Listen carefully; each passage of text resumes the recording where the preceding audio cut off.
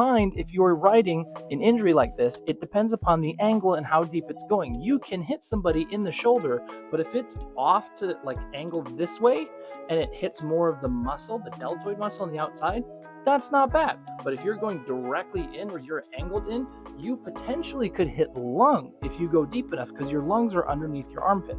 So be careful. Rule number 3 is the trade-off. Do you want to have the thing in you, or do you want to bleed?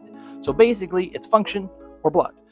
The rule of thumb when you get stabbed is to actually leave the object in there until you get to the hospital and the surgeon can remove it, because if you pull it out, it's basically acting like a clog. It's plugging the bleeding. If you pull it out, now you're going to bleed profusely. So if your character is in a fight and they have to yank it out and it's all dramatic, just keep in mind, now you're going to bleed. And depending on, again, where you got stabbed, you might bleed a lot. I will save you about 8 hours of studying arteries and veins and blood vessels. Basically, there's 3 no-no locations. Right around here, right underneath the arms, and right where your pubic bone meets your hip. That's called your femoral triangle. You can look it up.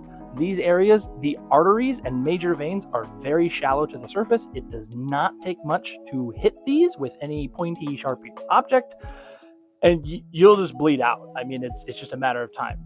Here, it's seconds. Under your arm, it's minutes, hours, maybe, depending on how bad. And leg, it's definitely minutes. Now, I won't go too deep into blood loss. That is a separate topic for another video, so be on the lookout for that. But that's the general rules of getting poked.